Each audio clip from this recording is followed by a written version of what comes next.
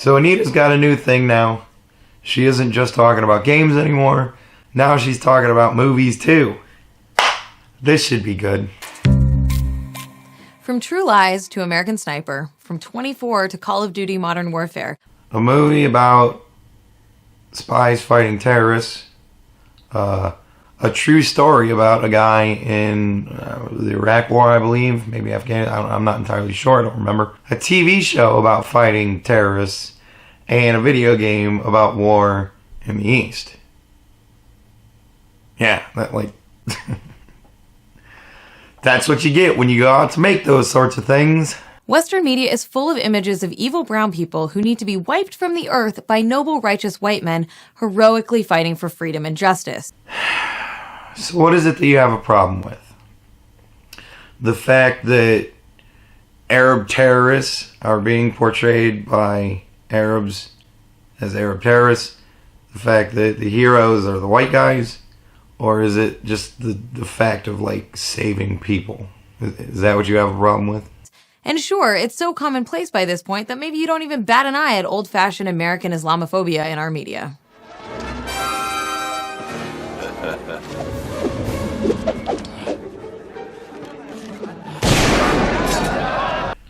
Really? Indiana Jones? Like, really? Indiana Jones? They were in an Arab country for like one section of one movie. They were fighting Nazis. Fucking... What do you expect? Who do you think is going to be on the streets there? Just a bunch of white people? Like, what?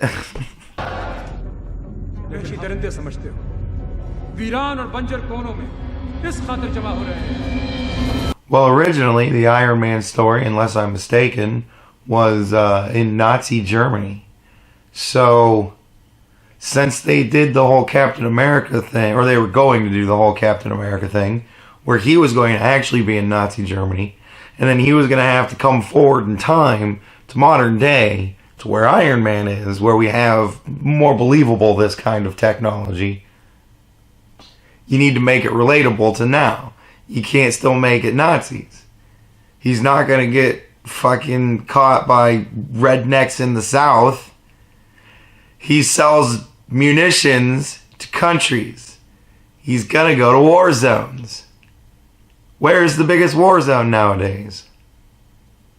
What the fuck are you talking about, Anita?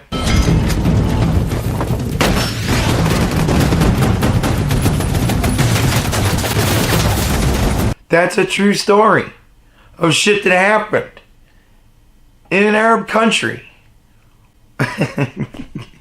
Fuck.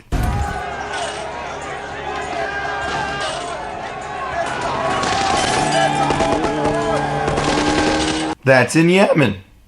What else is in Yemen? Brown people. This is a hijack!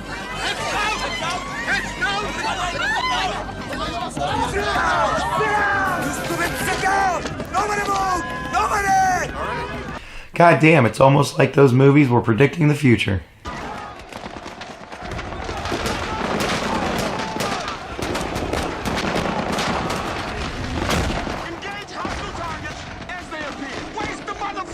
Another movie about war in Arab countries. You're gonna get brown people in the... You have killed our women and our children, bombed our cities from afar like cowards, and you dare to call us terrorists? Here, my desert blossom. Give the change. Have you ever considered joining a harem? True Lies and Cannonball Run. Really?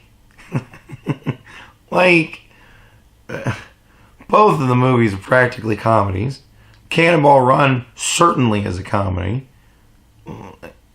In comedies, you're going to find caricatures of people. That's what you get. That's why it's funny. I know you don't really understand humor, but... Oh my God. They found me. I don't know how, but they found me.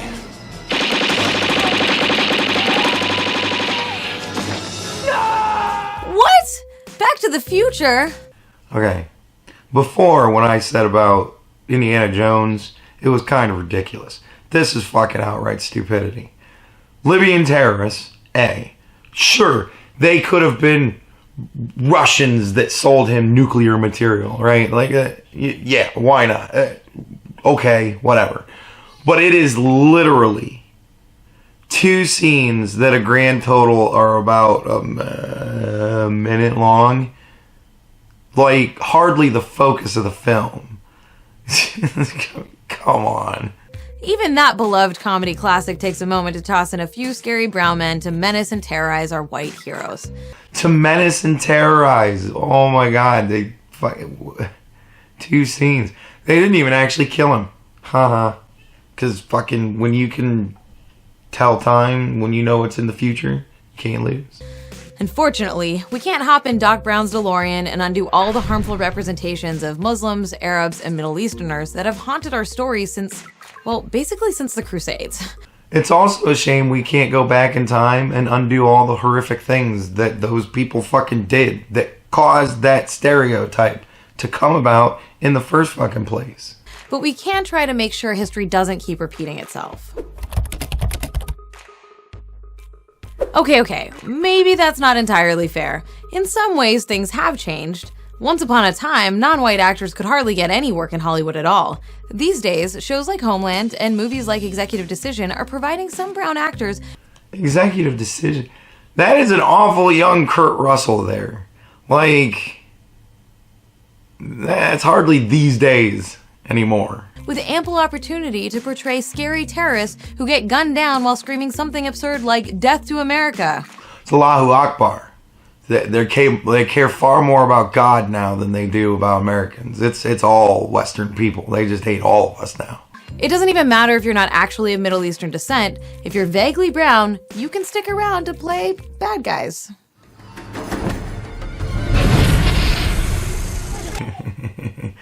Well, that movie was pretty much a joke through and through, and I don't think anybody didn't see through that shit.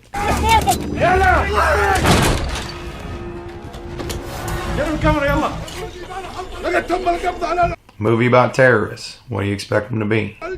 Oh, are you an artist, Mr. Thalkett? No. Okay, I got this to say about Antonio Banderas. When they cast him as the Arab in 13th Warrior, I was like, he's not fucking Arab. Like, I immediately said that. But he was so good in that movie. Like, Antonio, say what you want to about the guy. Little dark brown makeup. And Antonio Banderas, even though it's still Antonio Banderas, is still a fucking amazing actor. I'd watch Antonio Banderas play just about anything, really. Oh, sir, I work for a little company called Texan Oil. Well, there is no oil here, Mr. Thalkett. Just sand. See, he's good. Like, he gets, he's in the character. Like, I don't know. I like Antonio Banderas. What are you going to say? Now, sure, not every Middle Eastern character in films is a villain. In the 1921 box office smash... 1921? Oh my god. In the Wayback Machine. Like, is that the reason why you picked the fucking one so far back? Really? Is it to set up your agenda? Because that seems kind of, like, blatant. The Sheik, the dashing hero gets the girl in the end. But the Arab world of the film is presented as exotic and dangerous, and the Sheik himself, the one good, heroic Arab, is played by Italian-American heartthrob Rudolph Valentino. You see, since he's not really Arab, he's allowed to get the girl in the end. That's such a ridiculous thing. Since he's not really Arab, he's allowed to get the girl. It's the way the story was written. Like, the story's still the same no matter who plays the character. If you think this kind of racist coding to signify the difference between good Arabs and bad Arabs went away with the advent of talkies, think again. I don't know what the fuck a talkie is. I have no idea. Have you ever noticed how in Disney's Aladdin, the good guy might as well be a tanned American surfer dude, but the bad guys look and sound a little more, Arab? Why? Because he has a fucking turban on and a goatee? Like, that's what makes him Arab by comparison? That's kind of racist. You are late. 1,000 apologies, oh patient one. You have it then? I had to slit a few throats, but I got it. What an amazing Arab accent. Sounds just like my buddy from work that came from Iraq. It's almost, I mean, it's identical, except for not at all. While Hollywood historically has sometimes given good Arab roles to non-Arab actors, it has also sometimes given not-so-good Arab and South Asian roles to white actors too, denying brown people work and decent on-screen representations in one fell swoop. It's basically the world's worst catch-22. Everything is the world's worst catch-22 with you, Anita. Everything. For example, take Mr. Habib, the scheming Middle Eastern villain in Father of the Bride Part 2, who's played by Eugene Levy. The Habibs would like to buy the house, George. It's exactly what they've been looking for. We've lived here 18 years. I don't know if we can get every... Those aren't even real words he's saying to his wife. It's just vaguely Middle Eastern-sounding gibberish. It's another comedy. That's like what's funny about it. It's the ridiculousness of it. And the written equivalent of this is very common as well. Video games and TV shows constantly just toss up some squiggly text and try to pass it off as actual Arabic. I will admit that is kind of ridiculous. Like, it doesn't take much to do a little research on that shit. Come on. Well, this one is Arabic, but it sure doesn't say what the Homeland producers wanted it to. Is that what it says? Is that what it says? They drew a Mickey Mouse and put an X across it, and it says Homeland is racist? Is that what it says?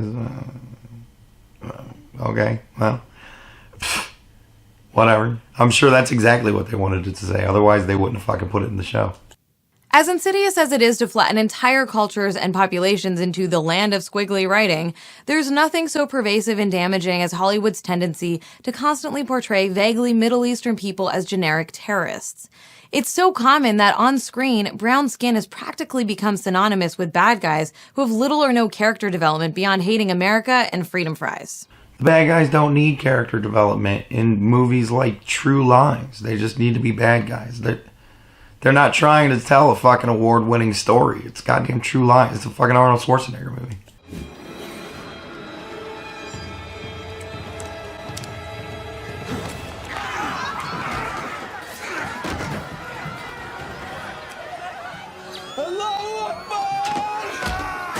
Oh, thanks, Jack Bauer. What would we do without you?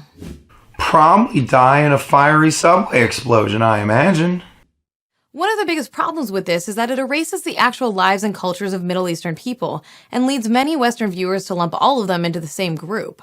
So let's start by clarifying a few terms whose meaning has been obscured by media that paints the entire Middle East with the same broad, shallow, ignorant brush. First of all, we've done a lot of research on this. I love it. Every time she says that shit, it just makes me laugh. And as it turns out, words actually have meanings. Weird, right? You can't just lump Arabs and Muslims together because they're not the same thing. Arabs are a specific ethnic group, united by culture and language, and who primarily originate from Middle Eastern countries. Arab is not, repeat, not a racial category. Got it? What? It isn't a... What? What? You can be white, black, brown, and still be Arab. But not all people from the Middle East are Arab and vice versa, like, say, ethnic Persians in Iran. What?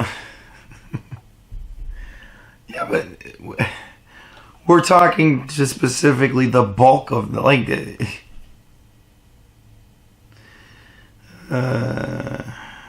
you can be black and American too, but apparently you're not American. You're a black American, and that's a racial thing. Like, the Arabs,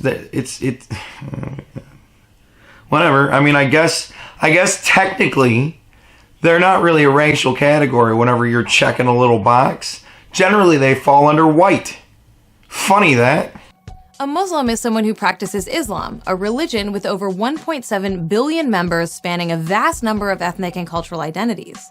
The Muslim world actually comprises a multitude of groups that folks often forget, including Iranians, South Asians, North Africans, Indonesians, Black Americans. Islam is not confined to the Middle East, to olive-skinned people, or just people who speak Arabic. Yeah, that's true, because it's a religion. It's not a race. You choose to be that. You choose to be born fucking in Asia, you're Asian, and that's a race. If you choose to be born in, or if you're not choose, but if you're born in fucking Russia, Russian. It's not a race because they're white. Like, I don't know why it is that way, but there's no physical thing that makes them vastly different than, say, Arab people who have a very specific look to them. Yes, you can be Arab and have an Arab father and a white mother and technically be white, but you're really kind of Arab. Like, whatever. It all gets so confusing. It makes sense because you just think it, and then she questions it. It makes me question it, but it's like, no, not really. But despite the fact that Islam is a religion, not a race, it's vital for us to understand that Islamophobia is racism. Now see, this is why it's so confusing with you. This is why every time she questions something, I start to question it, and I go, well, okay, I can see her point, but if you're going to say that Arabs aren't a race, then they're white, because they're usually classified as white. They're certainly not classified as Latino, and they're certainly not classified as African, black, so they're white. So you're bitching about white people taking white people to, which means this whole video is fucking stupid. So either they're a fucking race, and it's racism, which is what you claimed it was before, or it's not fucking racism, and why are you making this video?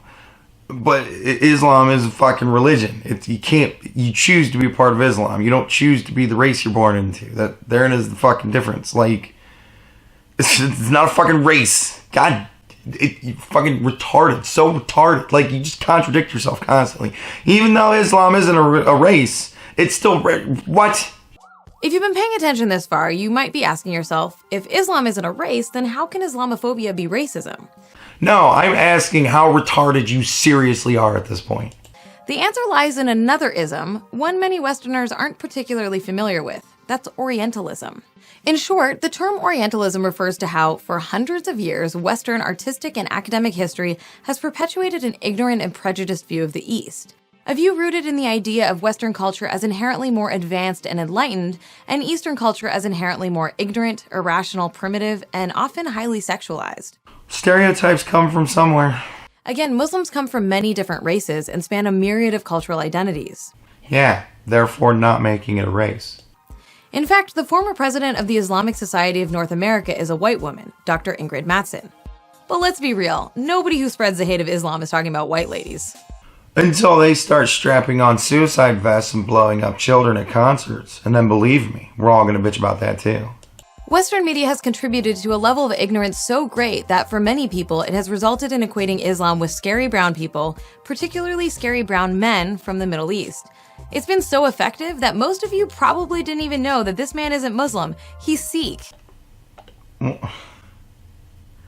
Okay, so he has a different religion, and you can tell that by his turban. Is he a terrorist? Because if he's a terrorist, I don't like him.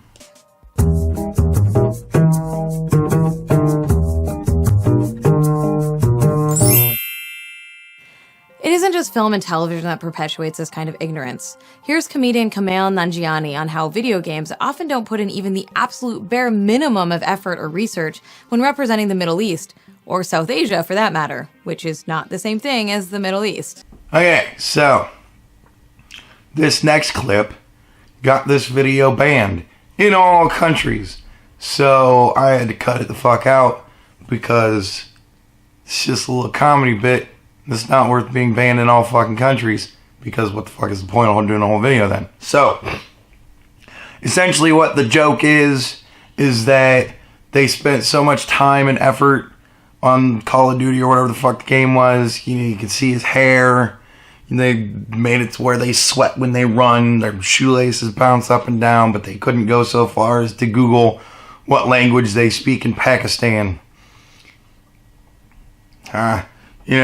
So there you go. That's what the joke was. Can't include it because banning in all countries. I wonder if that's like Anita's thing. I wonder if she's getting permission to show certain clips that nobody else is going to get permission to do. So they're just going to block everything.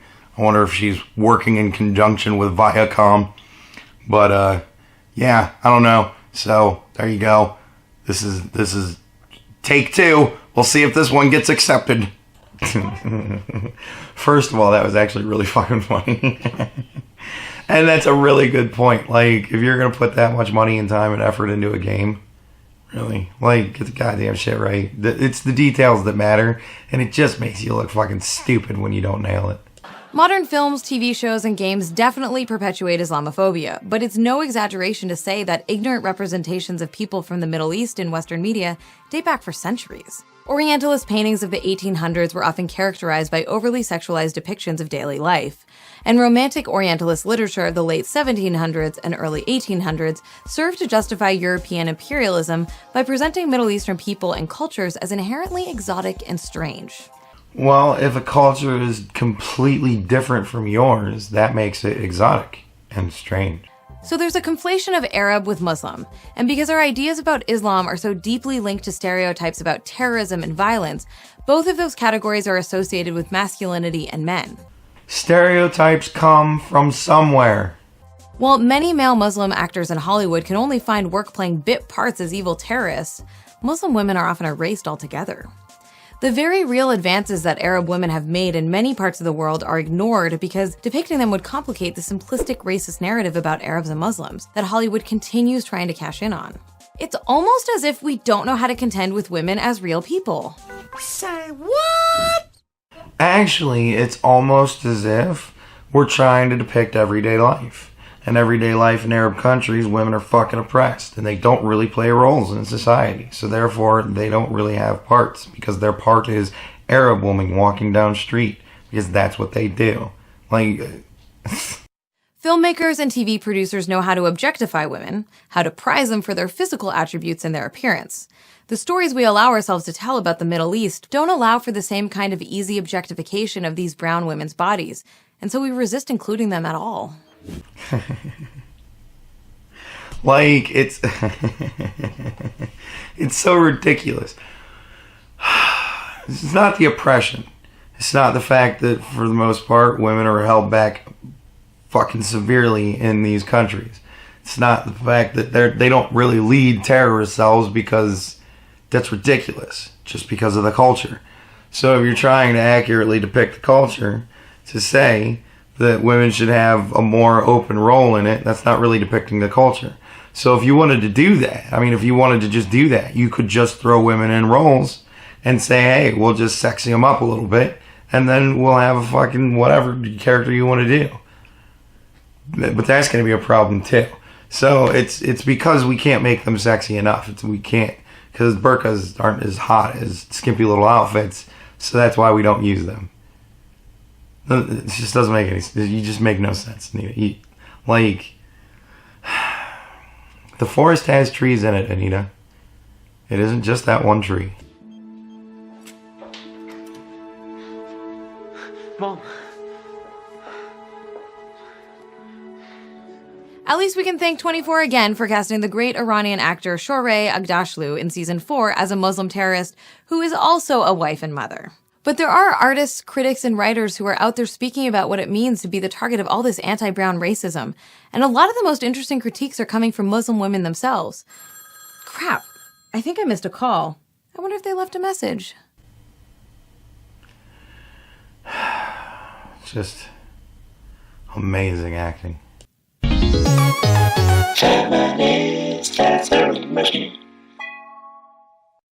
What's up, Anita? It's your favorite feminist Muslim Iranian American comedian calling. Feminist comedian.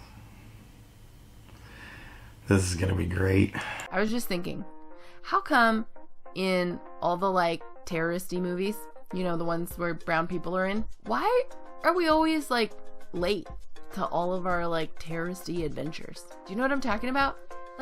They always have these brown dudes yelling, "Yalla, yalla, yalla."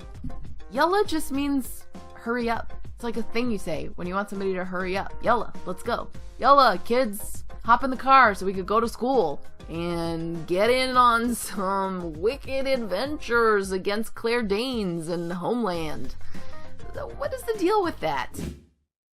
Yo, seriously, what is up with that? Yalla in my house just meant hurry up because dinner's getting cold. So let me get this straight. The problem Why are they always screaming hurry up in Arabic when they're late? That's the question.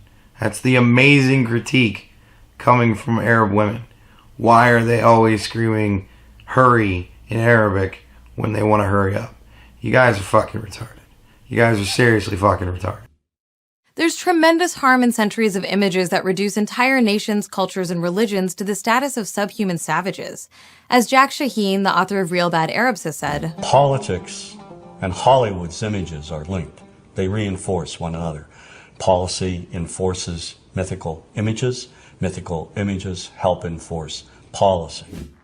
Well, if these images were mythical, then I would say there's a problem. But we are now coming on 2 weeks in a row of terrorist attacks. So I would say that they're hardly mythical, right?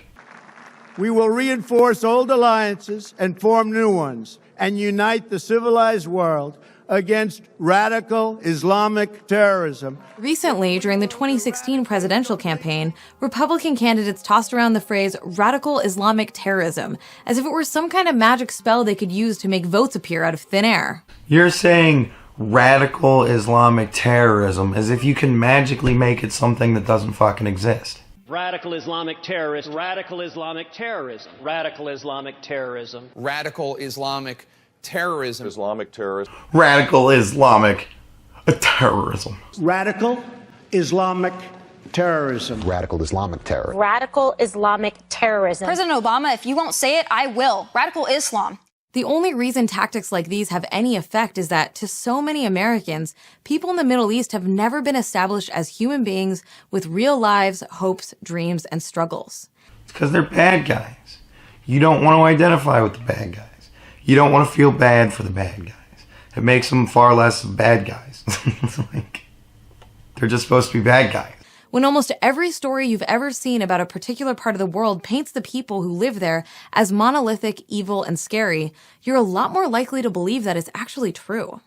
When people believe it's true, they aren't just more likely to support politicians and policies that appeal to fear and ignorance about the Middle East, they're also more likely to act on that fear and ignorance themselves.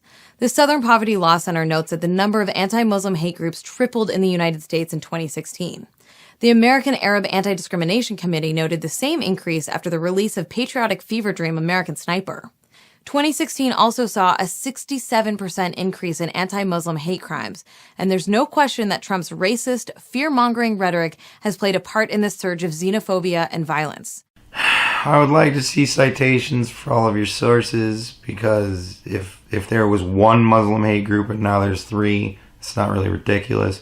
If there was 2 and now there's hundreds, so first of all, I want to see those. I would like to see that. I just can't take you on face value, Anita. And second of all, I would like to see the spike in terrorist attacks by Muslims. I would like to see that statistic. I think that would also be interesting to put in comparison to all of this. Of course, Trump doesn't stop with rhetoric himself.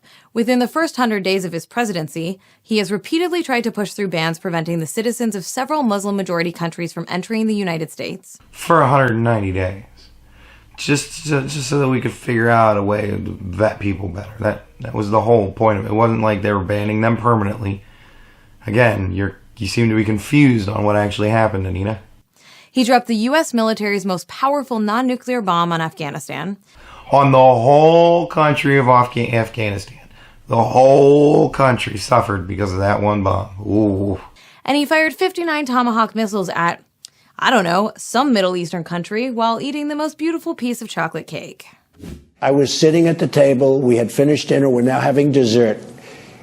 And we had the most beautiful piece of chocolate cake that you've ever seen. And we've just launched 59. Oh, wait a second. Wait. That was a pretty hard cut. And we've just launched 59. Yeah, that's a big edit, Anita. That's a big fucking edit. What happened in between there? I would really love to know the words he said in between there. Because I'm beginning to think that the words he said in between there, they kind of fuck your point up. And we've just launched 59 missiles heading to Iraq. Well, you headed to Syria? Yes, heading toward Syria.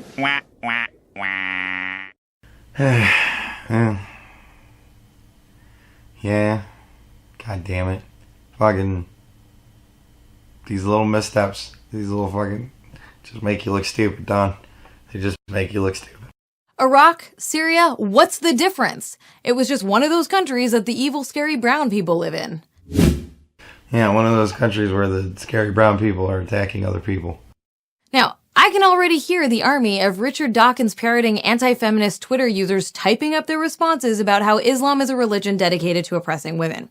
It's amazing how suddenly everyone's a feminist when it lets them perpetuate hate against brown people or dismiss concerns about how women are oppressed in their own culture. Well, it's because women aren't oppressed in their own culture. You guys make all that shit up. So let's be clear. You're either believe that there's oppression of all women everywhere, or you only believe that there's oppression for some women in some places. And if you don't think that there's oppressed women everywhere, then who gives a shit what you think? You're just fucking wrong and nobody cares. Misogyny is not a problem with Islam. Misogyny is a problem that some cultures, which happen to be Muslim, use the religion to perpetuate and justify. Christianity has been used as a tool to oppress women around the world for millennia. Yeah, and then we stopped doing that shit because we found out it was wrong. We changed our religious practices because they were wrong. They just didn't fit in society. Boy, if only all religions could do that same thing. It's specifically because our media perpetually equates Islam, a religion followed by nearly a quarter of the world's population, with evil, terrorism, and oppression, that so many people believe that's what Islam actually is. Stereotypes come from somewhere, Anita. Our entertainment media's insistence on constantly portraying people from the Middle East as scheming oil sheiks, slavers, snake charmers, and suicide bombers, but never as real people, has real consequences. You sound like those people don't exist. When you say they portray them as this, that, or the other thing instead of real people, those people do exist, Nina. They are real people. Muslims here in the U.S. and everyone who is or looks like they could be Middle Eastern constantly face ignorance and racism. They live in fear of the very real possibility of being accosted or attacked because someone takes a look at them and associates them with everything they've seen in the movies and everything the president has said about people from the Middle East. And that's bad. And those people that do that are stupid. They shouldn't do that. But, at the same time, be wary. Because terrorism, it's not good. Just keep a weather eye out. But don't treat everybody like shit. Still have a basic level of respect for people. I don't see a problem with that. Sure. What we need now are more stories that dispel the deeply harmful stereotypes and encourage us to see people from the Middle East, whether they're Arab or Muslim or neither or both, as what they really are. Human beings. Well, I'll tell you what, Anita. When all of the Muslims, when the whole quarter of the population of the world decide to treat everybody else as if they're human beings and not infidels that need to be destroyed, when they all treat us that way, I'm pretty sure we'll all treat them that way back.